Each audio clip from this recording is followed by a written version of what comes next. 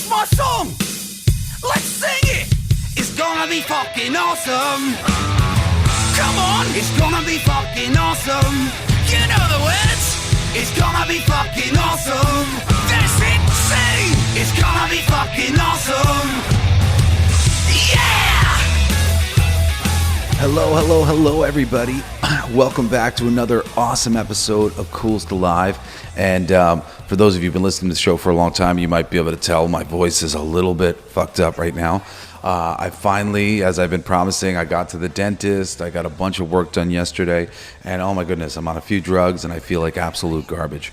But as I've been doing, as my mouth's been a little bit messed up, I've been going back in time and searching for some of the really early episodes of the show when people weren't really listening yet. We had just started, and it was like the first 6 months of the show. It took a little while for us to catch some fire.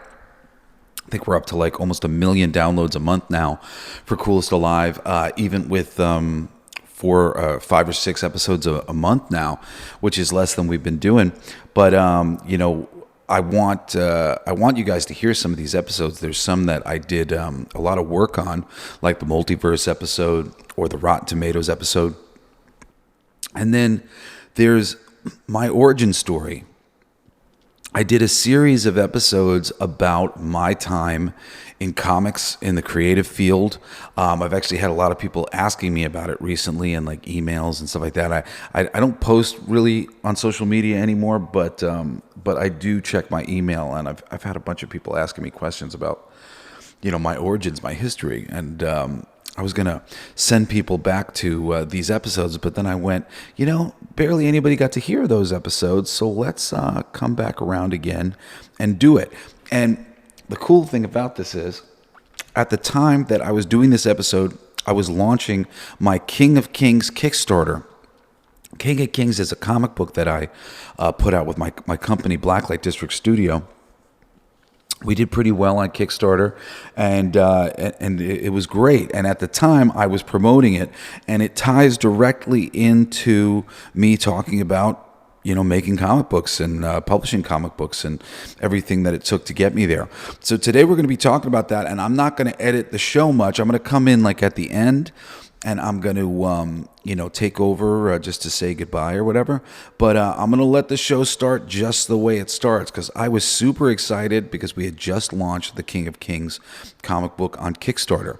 But even cooler now, you can go to blacklightdistrict.studio and you can check out King of Kings for free now, because it's been a couple of years now. The King of Kings is free. Fucking For Our Future is free. All the different comic books that my company's been putting out, like Mythic Legions and stuff, they're all free on our website, blacklightdistrict.studio. And if you want to email me, I'm jbs@blacklightdistrict.studio, and I always like hearing from fans of the show. And that's it. You should also be listening to my show, my esoteric wisdom and conspiracy show, Everything They Don't Want You to Know. That's every Monday. And there's tons of great episodes on Hermetic principles and universal law, and tons of different conspiracy episodes. And it's a really great show. You should check that one out. That one does pretty well as well. But without further ado, let's get into Jesse Blaze Snider's origin in the entertainment business as a comic book writer, as a comic book publisher, talking about King of Kings, talking about how I got in at Marvel and DC and Disney, Pixar and the Muppets and all this other great stuff. Just a few years ago, let's see, I'll get the actual date here. This is July 12th, 2023. So just from when we first started the show, and I'm very excitable, and you should check it out. Anyway, listen to the show. I love you. I'll see you at the end. Peace. Oh my God, oh my God, oh my God, today is the day! Yo, it's Jesse Blaze Snider, the coolest geek alive, and today is the day I've been waiting for 12 years. My book, King of Kings #1, is on Kickstarter. This is amazing. It's been such a long journey for me to make my own book. I've been working for every major company under the sun. I've jumped around, even the ones that you can't find my name credited to having worked for them, like let's say in Archie Comics.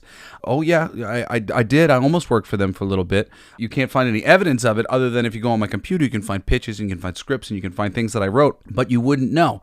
So any working writer is constantly pitching and getting their stuff out there for every company imaginable, because really, in order to make money as a writer, you have to be consistently working on at least 3 to 4 books a month in order to have a steady enough income to pay your bills.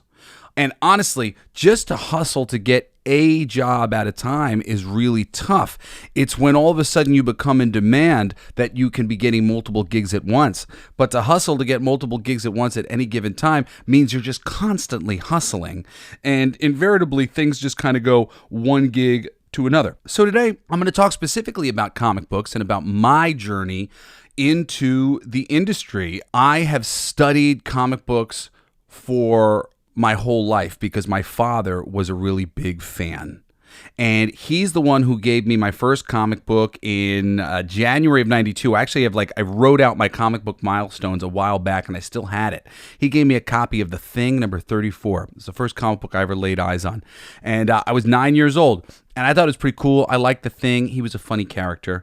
A flash forward just a little bit later in February, I got a subscription to Spider-Man. This was around the time, right after Eric Larson had finished. It was Mark Bogley, and I want to say his name was David Michelin or somebody. But this was when they introduced Carnage. Some really cool issues at the time. But I had an over-focusing problem. So when I would read for too long, it would hurt my eyes. And it was hard to get me to read an entire comic. I would read word balloons here or there. That was about it. And the same thing was true for these Amazing Spider-Man comics. But eventually, in December 92, at the end of the year, I picked up an issue of Savage Dragon number 3, which was a little mini-series. Savage Dragon came out with a 1, 2, 3 mini-series, and then the ongoing series that people know today that's up to, I don't know, are we close to 300 yet? I don't know, we're getting up there. Savage Dragon is one of my favorite series of all time. It is responsible for so much of my love of the comic book medium by virtue of the fact that Eric Larson loves the comic book medium, and I loved The Savage Dragon. I read that book cover to cover for ages, and it all started with a character, Bedrock, or Badrock, who was guest appearing in this 3rd issue of this miniseries, who was sort of like a juvenile version of The Thing, my first comic book that my dad got me, a funny character, a character whose word balloons I used to read. Well, issue number 3 of this Savage Dragon miniseries, Savage Dragon fights Badrock, I don't know what he was being called at that time. His name had changed for legal reasons. And they just sort of banter and fight the entire issue. So the whole issue is the type of reading I would do, the banter parts.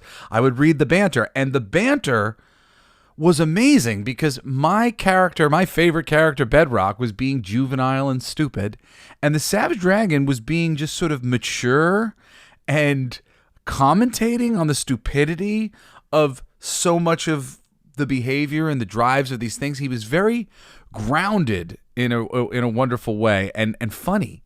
He was just pointing out the cracks and the seams of what I had been looking at innocently for so long and laughing over. And he showed that my favorite character was an idiot. I hadn't realized that. I hadn't realized quite how stupid the character that I liked was. And this amazing thing happened. I went from loving Bedrock to having Savage Dragon make fun of him to the point that he became my new favorite character. And Savage Dragon was the one comic book that I read for years and years. And I guess I also read Wizard magazine.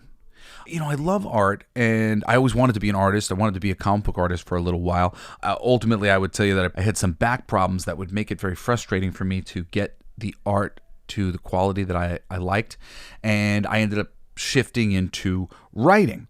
So let me tell you about a couple things that got me into comics further from here.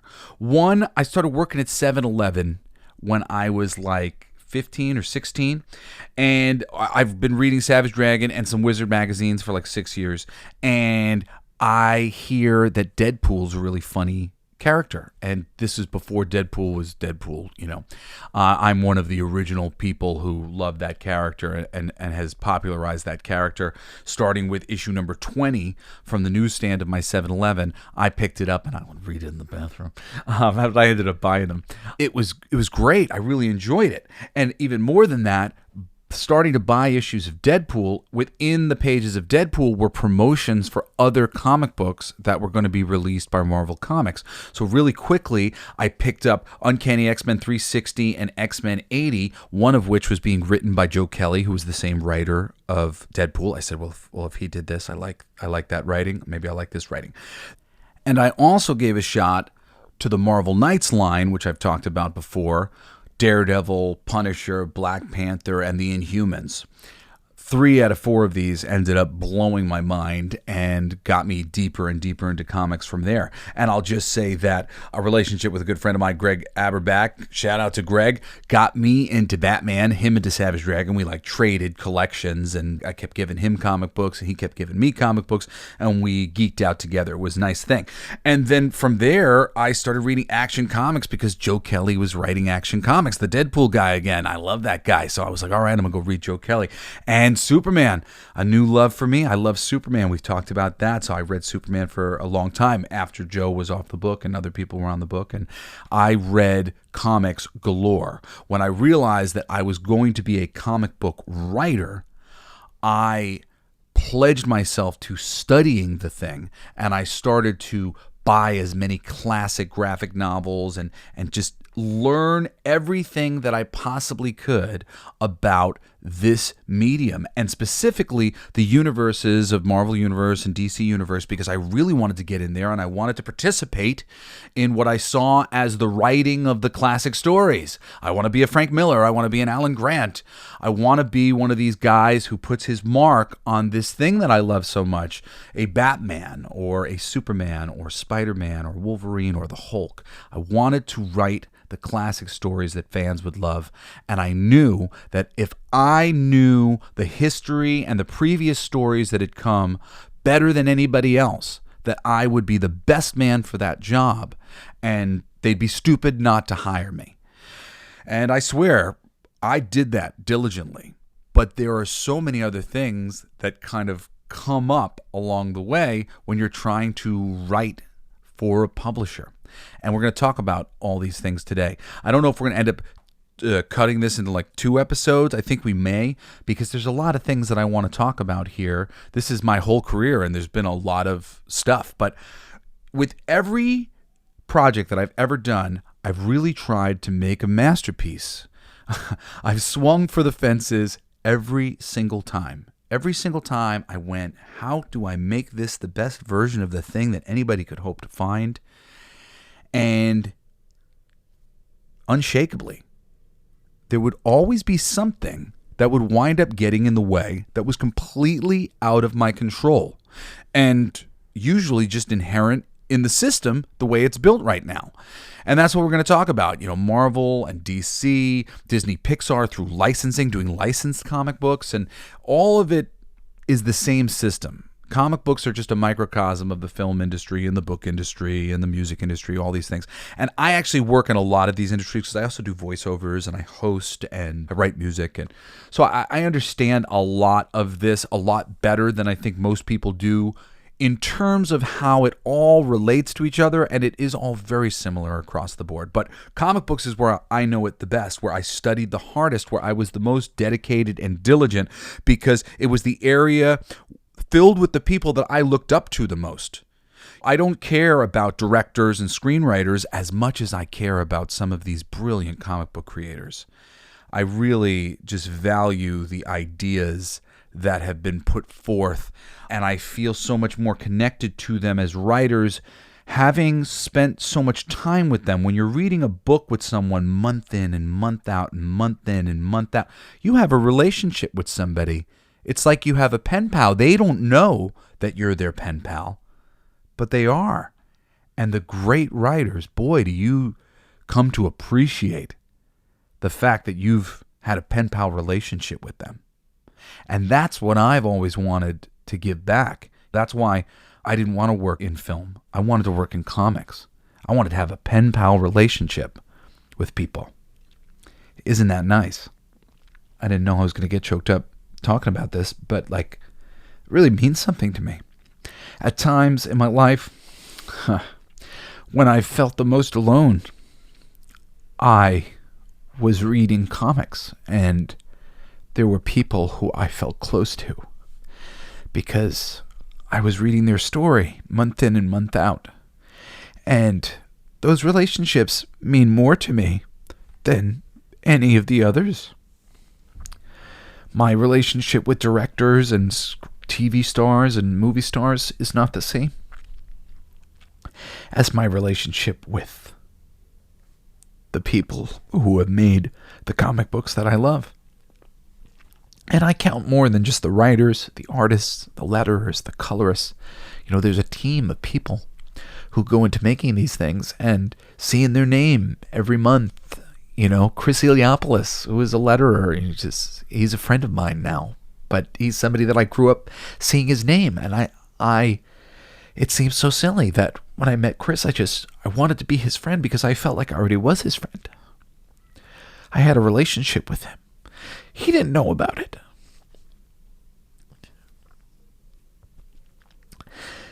Sorry. It's making me cry to talk about it. I feel like, though, it's maybe a nice cry. Maybe it's something that you can relate to as well.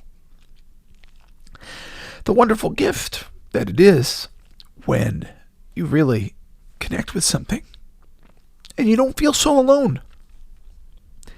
And I think way more than me in this world sometimes feel a little alone in comic books. And my relationship with the creators, the ongoing monthly experience of going to the store every Wednesday and getting these incredible works of art from these teams.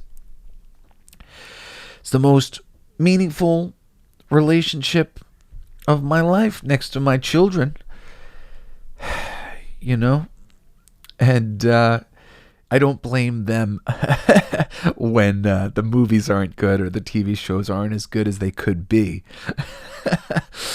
Like you sometimes do with friends and family.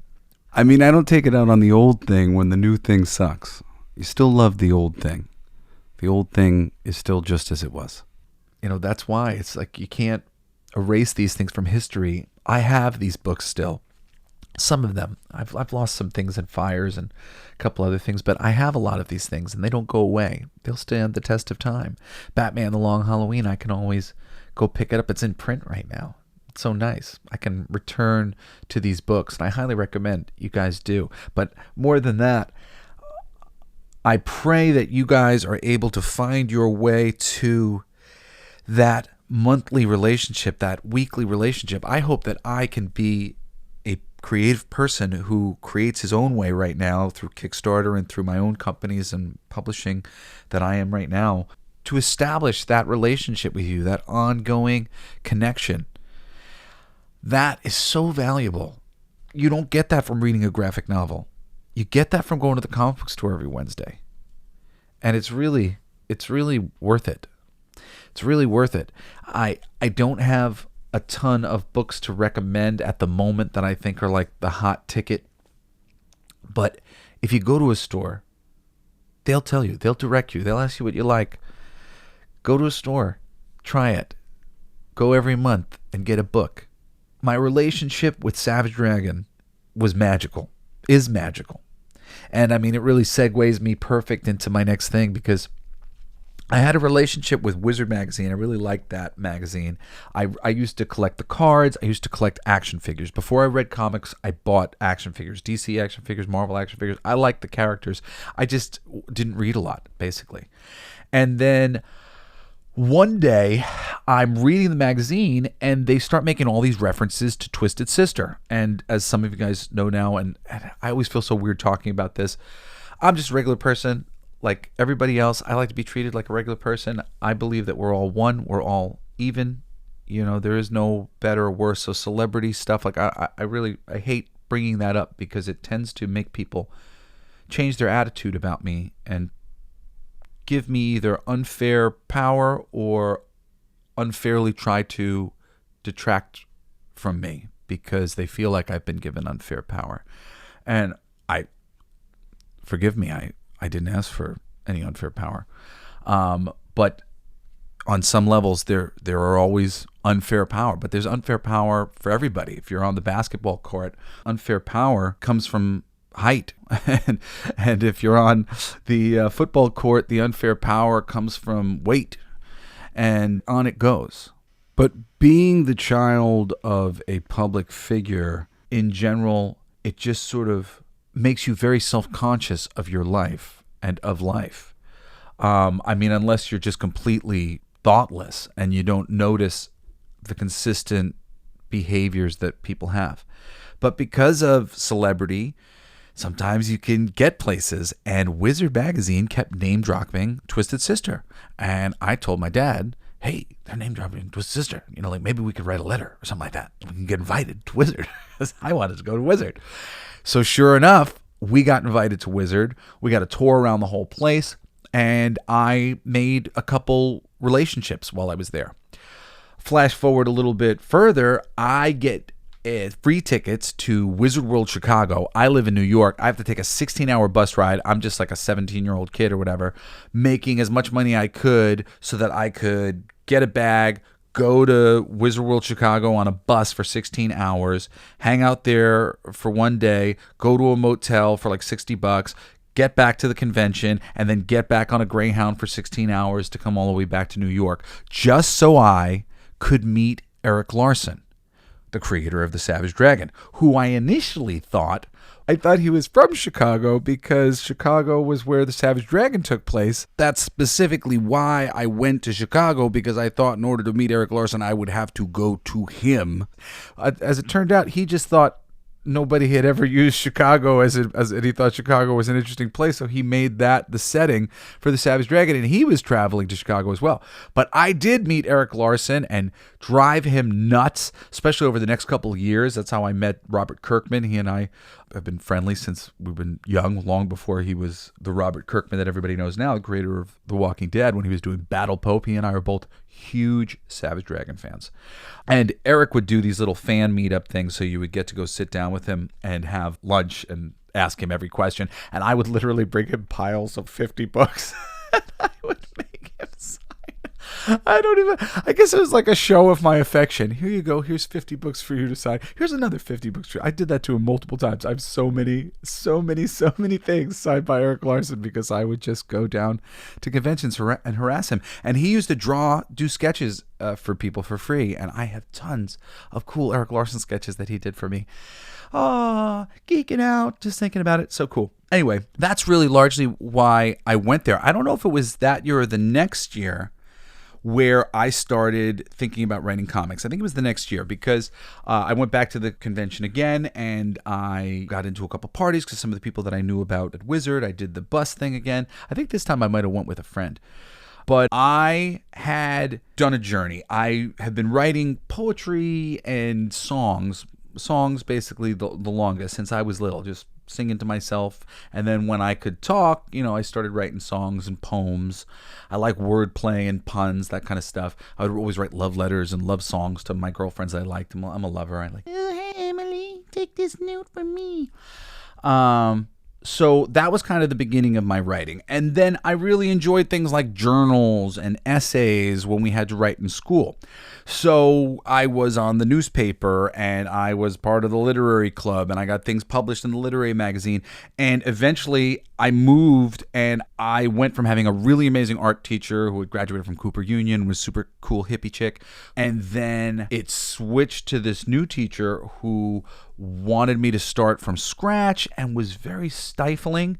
But at the same time, at this new high school, I got Mrs. Krinsky. Shout out to Mrs. Krinsky. Sorry, I can't shout everybody out. But Mrs. Krinsky had this amazing program called Independent Writing for Publication, which I did for 2 years in a row. And we were submitted to contests all around the country all year long. in all sorts of categories: poetry and songs and essays, feature articles, journalism of various types. I got to win awards. I got featured in magazines. I got my one-act play performed.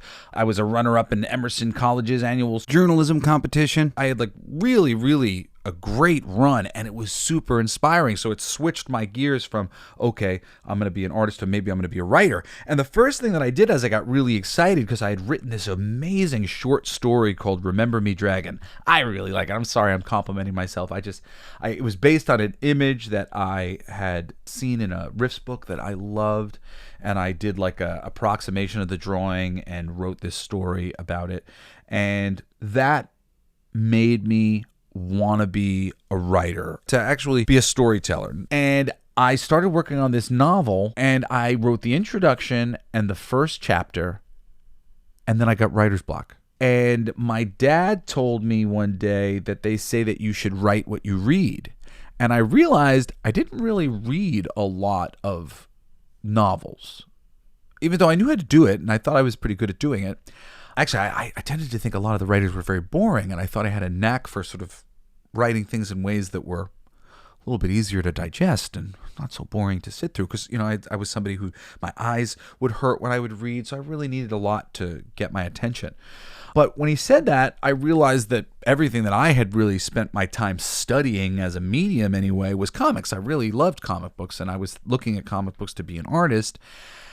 And now, if I was going to write them, and I literally, I think I went at the time, can you make a living doing that, I guess is what I was thinking. It seemed like, are they going to pay me very much to do something so fun? I don't know. A novelist seemed like something I could make money doing. Writing comic books seemed like, I don't know, seems like they're really going to make me work for that. And they did. They really made me work for that. And I'll say, there was this hashtag that went around Twitter just recently called #ComicsBrokeMe. And I saw all sorts of different takes on it. A lot of people were generally feeling like people were, I don't know, crying over spilt milk, that they were successful on whatever level. And it's easy to think that. But comics are frustrating. Creative industry is frustrating because at the end of the day, the creative industry is run by money people. They're run by business people.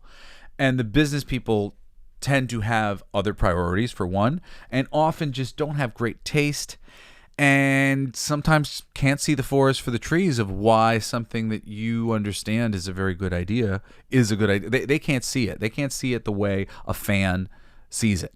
And honestly, that's why I do this show, because these business people need to listen to people like us.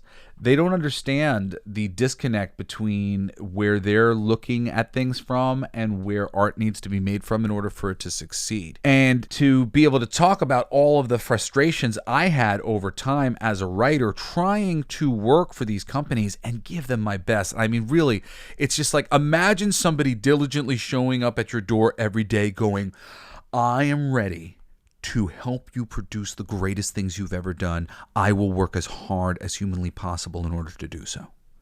Granted, I'm also a little shy. I know that this seems weird. Hey, you're shy too. I am a little shy. My dad is a rock star, and my whole life I've had people coming up to me because they want something from me, and I hate it. I hate that people want something from me besides whatever it is that I can offer them. They're going around me to get to this guy. They're trying to get past me. And the idea that I wanted work and I had to go through an editor to get it, it killed me. It made me feel so shit. It made me feel like I was one of these people who was trying to use me my whole life to get to my dad. I hated that. It was the worst feeling. And I didn't want to use these people. So I was very slow going. I would befriend people because I really wanted to be genuine about what I was doing. I was having such a hard time. The idea of just approaching somebody cold and pitching them a whole bunch of books, I just couldn't do it. Oftentimes it would take me 3 years. And it's funny, my genuine approach, I could tell you a great story about famous writer James Robinson. He's a nice guy. And James told me one day at a party, and he was sincere. He wasn't trying to be a douche, but he said this to me. He says, you know what your problem is, mate? You're too sincere. People meet you and they're like, is this bloke really this sincere? And then he meets you again, and you're like, oh, he's still doing that sincere thing. And then he meets you a third time, and you go, huh, I guess he really is this sincere. That's what he said to me. I didn't know. I still barely know how to take that, because all I want to be is sincere. I hate this frickin' superficial bullcrap world, and I just want to see real men of merit and women. I'm the short women. Men. I want to see merit rule the day. I want to see wisdom and intelligence, not smiles and handshakes. We get a lot of throw us a bone social justice things. We're like, oh, look how much better things are getting on this level or that level.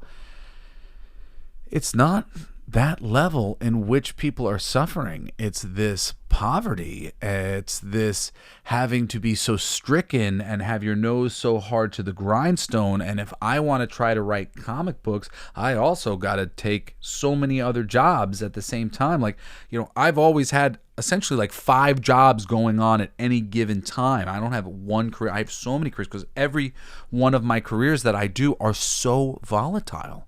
They really are. And at different times I've been up. But then when I'm down, I'm like on my damn face, dragging against the gravel. It sucks.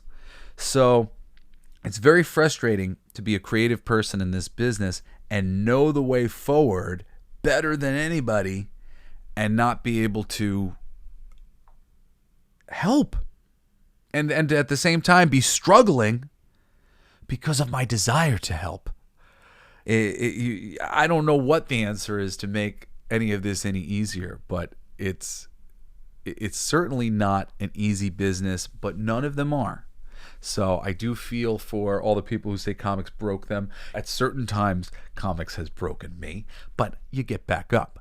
You get back up and you try some more, as we are today with the King of Kings Kickstarter. Now, back to story. So,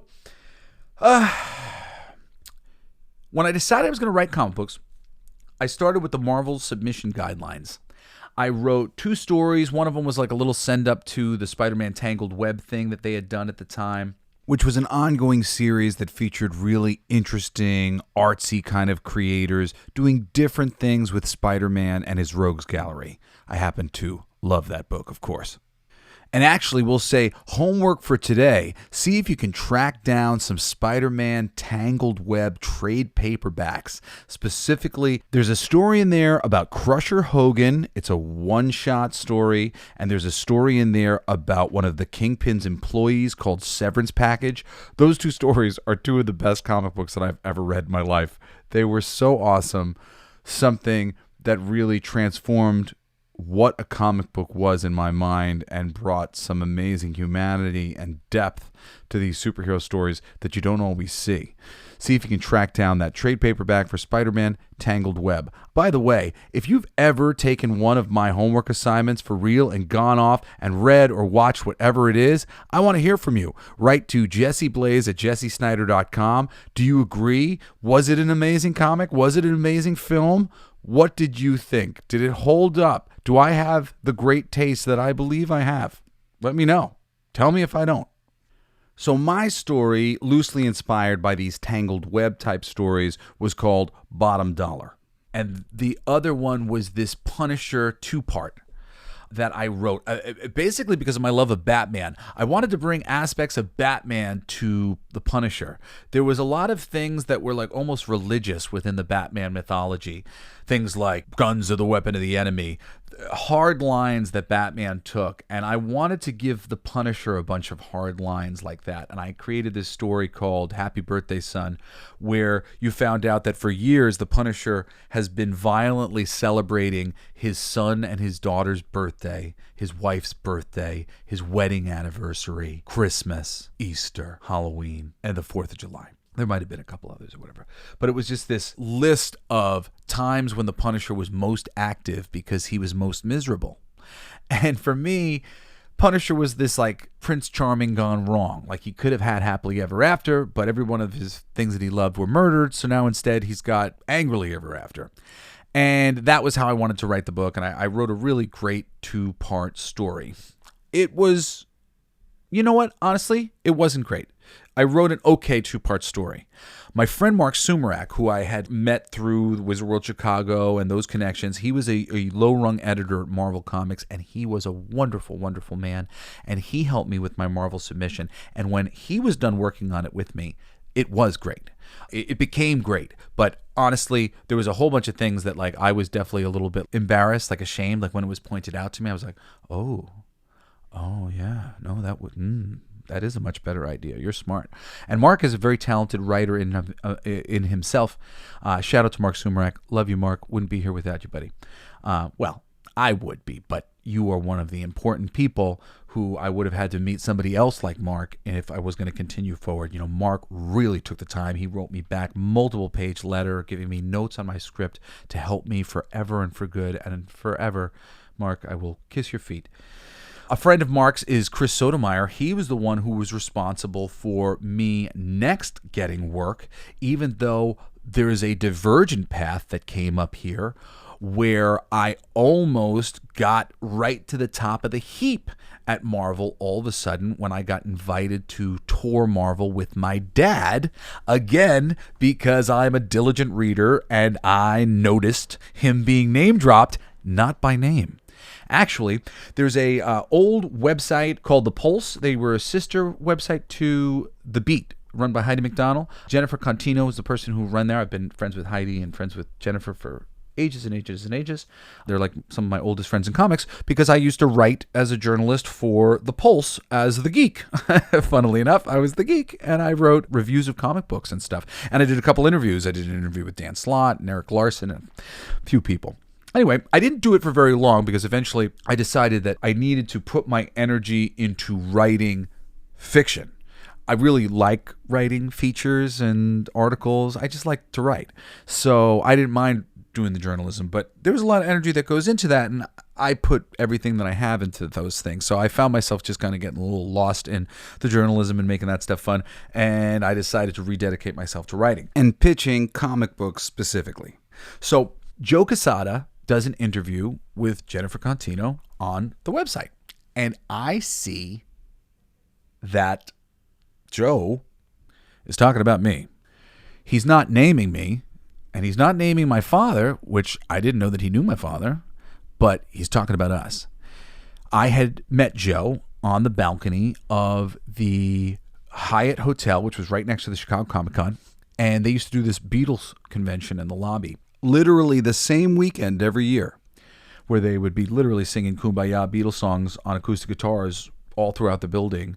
And I'm looking down at all these people, and Joe comes stand next to me, or I come stand next to him. I don't know. It might have been a plan that I had because I was a huge fan of his. I was reading his Daredevil for years, and I was a huge fan of his editorial decisions. I really believe he's a brilliant creative person. Shout out to Joe Quesada if you're out there. I haven't talked to Joe in forever, but you know he's one of my idols. I watched him do many brilliant things. You know, he's just a great artist and a man to be admired, and he really is responsible for the enjoyment, I would credit, of my Marvel Comics experience, because he rose in the ranks in editorial as I was reading, and he was overseeing everything that I read very quickly working at Marvel. So anyway, I'm a huge fan of Joe's, and me and Joe had a conversation about how I didn't really get the Beatles. I'd never really heard of any of their music, or not much of their music. I didn't really have a concept of who the Beatles were. Keep in mind, I'm like 16, 17, maybe 18 at the most. And he was kind of explaining some of this stuff to me or whatever else. And it came up in that conversation that my father was Dee Snider from Twisted Sister, music, because I was, my dad very famously, he used to do a radio show called The Metal Nation. And the slogan for that show was, if it ain't metal, it's crap. And to a certain degree, my dad does like the Beatles, but it's like stuff that he has like a nostalgia for as a kid. It's not what he really listens to. So it wasn't like it was playing in my house all the time. And I should have known at the time, but when my father is mentioned, his expression kind of changes, and it's like a ha ha ha. I thought it was just an expression of, oh wow, I'm aware of that band or whatever, but it was a lot more than that. As it turns out, my father claims his bass player, Mark Mendoza, who did arguably look a lot like him at the time, both about the same height, big curly afro, and is known for bullying behavior like this. So if Joe didn't exactly know what my father looked like at the time, Mark and him do look pretty similar. And my dad said he didn't remember doing this. My dad has been bullied himself. He hated finding out that he had bullied Joe Quesada. Like absolutely. My dad and I remember meeting guitar player Twiggy Ramirez long before he was famous at a Dunkin' Donuts. And when he got famous, him talking up my father, and I forget when, but my dad had told me, son, you always got to be nice to the people on your way up because you never know where they're going to end up when you're on your way down. And I think you should be nice to people because we're all one, and you do unto others as you'd like to see done unto you. But if you need a good reason, I do think that is a good reason to be nice to everybody. So my dad was really bummed out when he heard this, and I was actually freaking out. I'm like, holy shit, Dad, I'm trying to be a comic book writer. You're the one who said I should freaking write what what I read, and now you freaking threw my future editor-in-chief across a hallway at a recording studio back in the 70s, and now I'm going to get permanently banned from writing anything for Marvel Comics because of you. Or at least that was my fear. I said, you got to fix this, dude. That was the story that a young Joe Quesada, he had gone to give them some coffee or something like that, I think. And he went to knock on the door. The door bursts open. My father knocks him all the way across the hallway, knocks the coffee all over him. And is this like terrible bit of like emasculation and embarrassment and stuff. And my dad feels bad. Not at the time, but now after the fact, as I've brought it to his attention that he was allegedly a bully in a past life. Which really, truly is something that my father fights against and would never want to be. So he says, get me the email for this lady who did the interview at the Pulse. And I'm like, okay, yeah. So I connect my dad with Jen. He does a follow-up interview going, hey, this is me. My son recognizes that as him. I recognize, and he says he doesn't remember the story, but he says, I recognize these things, this studio, all these things. That sounds like that's probably right on whatever level. And if it is me, if I am responsible for bullying you, Joe, I'm so sorry. Please give me the opportunity to apologize. And this email is passed on, or this follow-up interview is passed on to Joe Quesada, and we get an answer shortly after. We get invited to Marvel Comics. So I go to Marvel Comics. It was amazing. I met one of my idols over there, Jesse Falcon. Shout out to Jesse Falcon. He is the guy who heads up the action figure line for all the Marvel Legends that they've been making for years, the 6-inch scale toys. He's responsible for all of that stuff, and I think he's been doing a great job for ages and ages. And I got to see a whole bunch of toys that never got made and a ton of things that were about to come out, I don't know, a good couple years before some of them came out. It was pretty amazing. Saw so much behind the scenes of just editorial, met a ton of people, and I got to hand my new 2-issue scripts for The Punisher, helped by Mark Sumerak, to Axel Alonso, who was the new Marvel Knights editor over there, and I was so excited because Axel Alonso had also edited some of my favorite comics of all time over at Vertigo. He edited Preacher and a number of other books, so I was just over the moon. And I actually got a phone call 2 weeks later from Axel. He read my script. He says it's a better first draft than most of the people who work for him. Little did he know, and I didn't mention, that Mark Sumerak had helped me get that script to a better spot. Thank you, Mark. I love you, man. Appreciate you, man. But anyway, he loved it, and I thought I was in like Flynn. But I wasn't. I wasn't in like Flynn, man. I wasn't in like Flynn. Time went on, and Axel got promoted. And promoted again, and promoted again. And actually, along the way here, he ended up stealing one of the great ideas that I had from my Punisher script, which honestly, I'm honored. And I swear, I tell this story way less to connect myself with greatness and way more because I just think it's so interesting the way ideas are propagated and things just kind of will get out there one way or another. So the editors in the business, they tend to do a lot of the writing. And by that I mean the overall idea behind any given miniseries or one shot was probably basically came up upon by an editor. And they said, hey, can you give me something like this? Give me something like this to somebody that they wanted to hire. So with that in mind, Axel reads my Punisher scripts. He's up on it. He's going to get me in. He's going to work with me. Then he gets promoted. His promotion is to a special projects kind of thing where he's working with J. Michael Straczynski on this book, Supreme Power, and miniseries for Hyperion, who is a Superman derivative, and Nighthawk, who's a Batman derivative. Now, in my Punisher story that I was trying to give a little bit more of that Batman mythology to, I had introduced a character named Mr. Hand. Mr. Hand was a torture technique specialist who worked for the NSA who was crooked. He had been in Nam. He had had one of those have a nice day patches on his backpack, and to torture him, they cut slits in his eyes and they cut a scarred smiley face into his face. Now, at the time that I wrote this was novel and had not been done in any way that I had come across. And you know what? And it probably did exist on some other level, but I hadn't seen it at that time. I wrote it into the Punisher thing going, oh, cool, this is my different variation. Well, guess who remembered? Mr. Axel Alonso, when he was working on his Nighthawk / Batman derivative, he introduces a Joker who's a clown with, you guessed it, scars all over his face. I think he had might have been a frown scars onto his face. So he had flipped the idea a little bit. But then David S. Goyer, who was the writer for The Dark Knight, he's a comic book writer. So I'm sure he's paying attention because he writes some books sometimes, and it was very highly publicized, the image of the clown in Marvel's version of the Joker. It was cool. It was a good idea. That was why I put it in my book. So I really believe, and maybe it just happened to be in the ether and he got the same idea at the same time, that he saw the advertisement that had then been made for the Nighthawk series and went, oh yeah, they're fake Joker. I've got a real Joker I'm making. That's a great idea. Let's do that.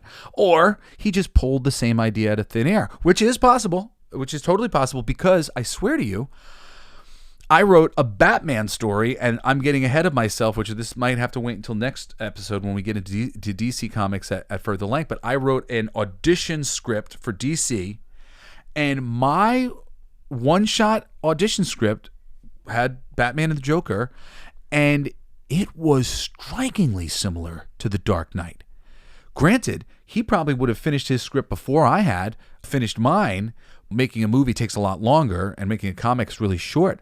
So I was kind of blown away by so many similarities in my Joker story and in The Dark Knight. And it's really, really just amazing to me how good ideas bubble to the surface. And it actually connects to a scientific principle. They call it the 100th monkey theory, I'm pretty sure, where they had done this experiment where they were teaching these monkeys how to wash fruit before they ate it so that it didn't have sand on it. And once 100 monkeys had learned on one side of the island that if you'd wash the fruit, it was better, that idea got picked up in the collective consciousness, and the monkeys on the other side of the island started doing the same thing, started behaving the same way.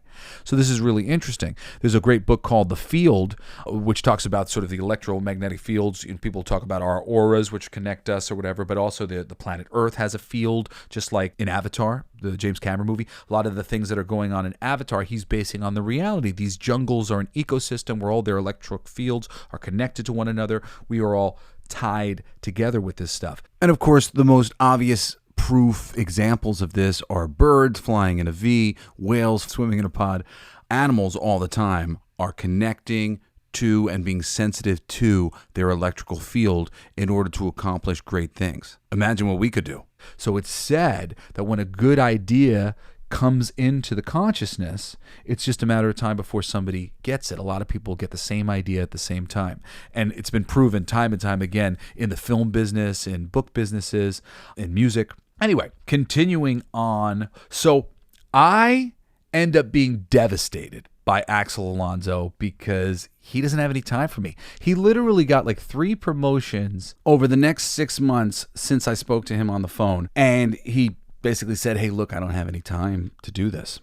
So I started working on some scripts for Spider-Man Unlimited and for X-Men Unlimited, which were books designed to audition new talent. They would have 2 11-page stories inside of them, usually by people you had never heard of before. But this was how Marvel was attempting to get new people into the company at the time. So I was very enthusiastically trying to knock something out of the park for either of those books. I think I only finished the Spider-Man Unlimited one. I wrote a really cool script where Spider-Man gets caught in between the 2 buildings because one of the buildings is falling down and he like webs them, and he's pantsless. His pants get ripped off in the foray, and he's just sort of like hanging from the road with no dignity. Seemed like a really good Spider-Man story. He fights these 3 animal-themed villains and calls them the Zoo Crew. It was very fun. But I think the reason why I didn't do the X-Men one was because I found out that X-Men Unlimited had been canceled while I was working on that script. So that one got abandoned. And then when I finished Spider-Man Unlimited and I went to go submit it, I found out that that book had been canceled as well. So a few months went by, and my friend, Mark Sumerak's friend, Chris Sotomayor, wonderful colorist, and someone who would go on to be a wonderful friend of mine and a wonderful friend to me over the years. Shout out to you, Chris. Chris Soto! He reached out to me to tell me that they were taking submissions for Marvel Comics Presents for 8-page stories, and he gave me the email for the editor who was taking them. So I immediately submitted a version of my Marvel submission story, that bottom dollar thing, which was me trying to win an Oscar. You know, I was trying to win an award for the best short story of all time. But of course, the comic book equivalent of the Oscar is the Eisner. And that's what I was trying to win, an Eisner Award. Based on the Identity Disc miniseries that had happened relatively recently, where the Vulture was shown to have a granddaughter and that he had some amount of heart. So I told this story about this guy who was trying to pay for a beer with his bottom dollar, a dollar bill that was written all these nice, merry messages on it.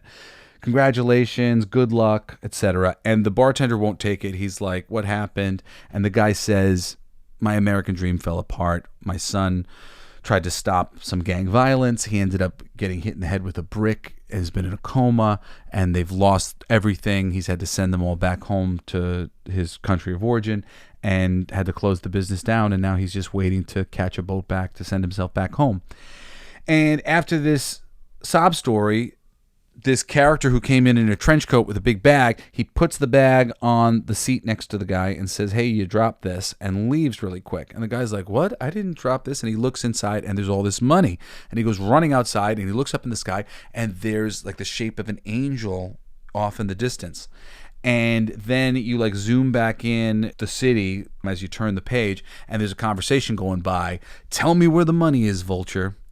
Vulture says, I told you, I gave it away. And the last page was Spider-Man punching his tooth out, him hanging upside down from the thing where he says, yeah, right. And they thought it was like a little harsh on Spider-Man, and they didn't think that there was any reason for the Vulture to do that. Even though the recent Identity Disc miniseries, as I mentioned, had set Vulture up as somebody who might do something like this. But clearly, the editor I was working with hadn't read that miniseries, so it didn't make any sense to him. But I thought, people make mistakes, and it is a cautionary tale in the right way. Like, it was using Spider-Man for good. I really think he made a mistake. Years later, I actually shared that with one of my great friends, editor Aaron Sparrow, and he told me that he thought it really was what I had intended it to be. It was the type of story that you see wins awards. I was trying to write something really meaningful, but I got rejected.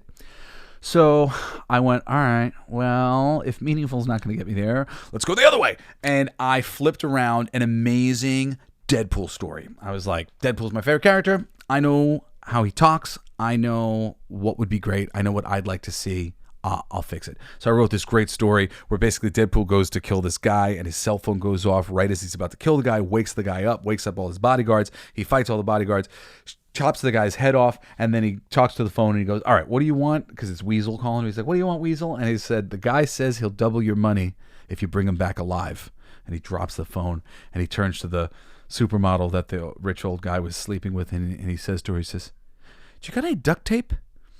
And it's funny because I had follow-up stories of doing the Dead Parrot sketch with this guy. If you're a Monty Python fan, I was going to have Deadpool trying to sell him as alive to the other people. Anyway, it was a really great story, and he took it immediately, even though it took him a month before he reached out to me, and it was the most nonchalant reach out of all time. Keep in mind, this is a yes to my first professional work of my career, and it's for Marvel Comics. So I was freaking out, and it was like, yeah, we'll buy the story. What do you mean? Ah! Anyway, it's great. It still holds up. I think you'll really like it if you're a Deadpool fan. It's an authentic Deadpool outing.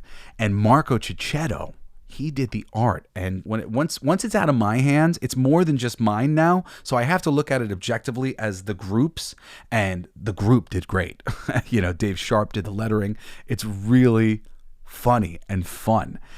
The only problem with it was that it was supposed to be in an early issue of Marvel Comics Presents, but due to various editorial reasons, it kept getting pushed back.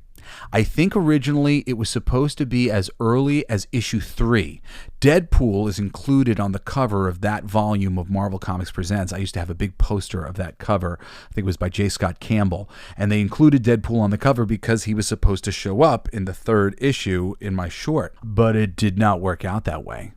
Then it was the 4th issue, the 6th issue, the 8th issue, the 9th issue. I'm not even sure which one it ended up coming out in. It somewhere between 10th, 11th, or 12th, one of those. But it literally took 2 years for this thing to come out. So here I am. I've broken into comics with my Punishers, with Axel Alonso. Nope. Here I am. I've broken into comics with my Deadpool story. Nope. 2 years I'm waiting. Meanwhile, while I'm waiting before the Deadpool thing comes out, my editor changes. Andy Schmidt, who had initially hired me, he moves on to other things. He passes me on to John Barber, who's also working in the Hulk office. So I managed to get myself a one-shot offered to me by John because he really likes my Deadpool story and he feels bad that he's making me wait. So they call them inventory stories. They're stories that usually will sit there for a really long time. I pitch a ton of stories, and he basically keeps telling me to scale them all down. I had one great story called Operation Battle Royale, where the Hulk has isolated himself into the middle of the desert, or rather Bruce Banner has, and he's trying to experiment himself to cure himself. And General Thunderbolt Ross finds him there and launches Operation Battle Royale, which is literally just we pluck every great, giant, big character out of obscurity in the Marvel Universe, good and bad. We take them out of prisons. We take them out of the Avengers Tower. We take them from the Thing and the Juggernaut and everybody, and we just drop them in one at a time, like a WWE Battle Royale. I wanted to do that one so badly. It was going to be so damn fun, and it would have had an appropriate name for what they ended up calling this book when this finally came out years later. And I mean, again, years later.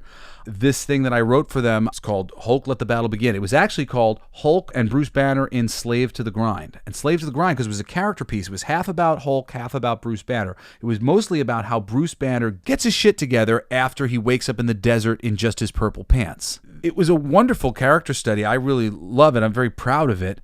And it was drawn by Steve Kurth. He and I have collaborated many times since, and we'll continue to collaborate for forever. But that was the wrong title. And when it came out, it also included a story that I hadn't written that was a really badly written short from another book, I think from the Marvel Comics Presents thing. It was drawn by Ed McGuinness, who is great. So I think they were trying to get more money out of it by having more eyes on it. But the writing of it was really weird. It was a very confusing story. And it was added to my thing. So it was like this beautiful but really confusing story at the end of my story. that was titled Hulk Let the Battle Begin, when my story was more of a character study and kind of quirky, funny, not super action-packed all the way through, even though I did pitch them some things like that. My Hulk Operation Battle Royale, that would have been great as Hulk Let the Battle Begin. Hell yeah, that would have been awesome, but I didn't get to do that. I had a ton of great pitches that I pitched on that Hulk thing, and I had to keep scaling it back and scaling it back. There was one with Dracula and Hulk blood, and there was another one with Dr. Doom offering Hulk to cure Bruce Banner, so you don't have to be Bruce Banner ever again, and making this device that makes him angry permanently. It was great. I did a lot of great work on it. But again, these things took years. The first real kill of my career, and I'm going to leave our story for today here, with this, was the work that I did at Marvel Comics took so long to actually be physically published that other work that I had kind of gotten through nepotism after the fact, because I was working for Marvel Comics, it came out first. My father was producing a comic book with Fangoria, a very short-lived comic publisher. They only put out the first issue of the book. I wrote a 4-issue miniseries, and because the other things took so long to come out, it hit the shelves first, and my first professional work published on the stands ended up being D. Snider's Strangeland, which for the son of D. Snider was a huge ego blow, because I was trying to demonstrate how I had merit on my own and I didn't need to be the son of whoever, or I wasn't riding anybody's coattails, and I literally got the work to do the D. Snider Strangeland miniseries on the back of the fact that I had 2 different scripts that I had written for Marvel Comics. So it just rocked my mind. It shook me to my core that all of this hard work that I had done, putting in this effort to earn my way the right way, ostensibly from the outside looking in, it looked like my first comic book work was going to be this little piece of nepotism working for my dad, and that my next comic book work would be for Marvel. And that wasn't true. The first time I ever got paid to write anything professionally, it was for Marvel Comics. And that meant so much to me, and still means so much to me to this day. All right, guys, I'm back. You're back in the modern day with Modern Day Jesse. That was the first part. I ended up doing, I think, 4, maybe 5 parts of this over time. And as I'm dealing with some of these dental things, because I'm going to have to go back and I got to get a cap put on, and I got to get some fake teeth in my mouth and a couple things. So as I have some of these bits of downtime, I'm going to go back to these and let these origin stories fill themselves out. So that you guys can find out more about my career. But if you have any specific questions or anything, I'm always very happy to help illuminate the industries, all the entertainment industries, for anybody who's looking to get into them for whatever reason. So feel free to email me, jbs@blacklightdistrict.studio. Again, you can check out King of Kings now for free at blacklightdistrict.studio. I'm really excited to offer all of the stuff that we have ever made at Blacklight District Studio for free.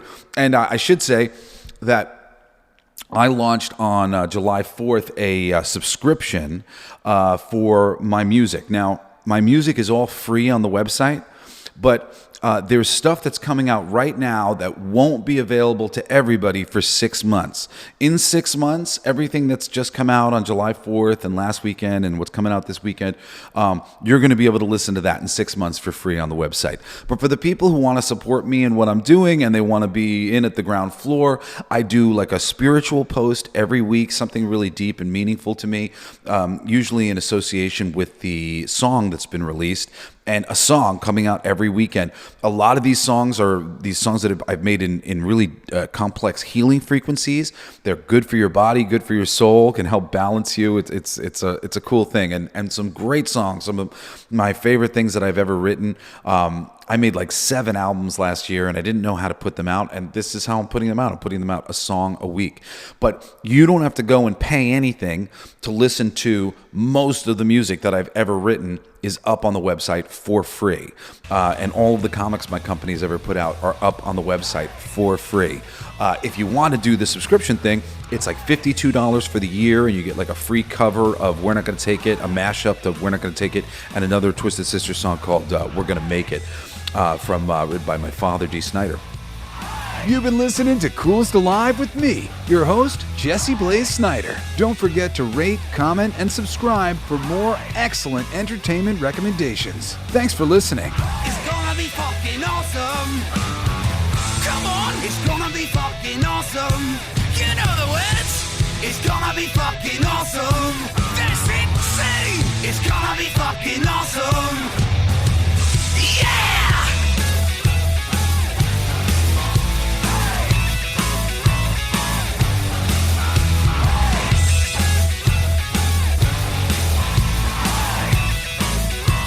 It's my favorite part.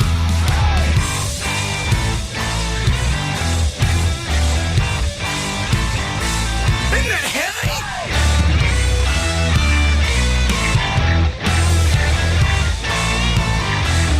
I'll play that. It's gonna be fucking awesome. Coolest alive. It's gonna be fucking awesome. Stay with your tribe. It's gonna be fucking awesome. Revenge of the Geeks. It's gonna be fucking awesome. Week after weeks. It's gonna be fucking awesome. Laughing with you. It's gonna be fucking awesome. And crying sometimes too. It's gonna be fucking awesome. Spelling it out. It's gonna be fucking awesome. Making you shout.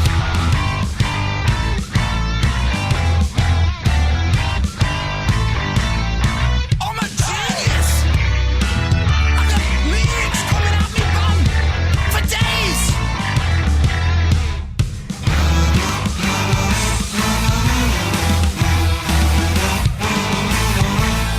You like that? It's a kazoo solo.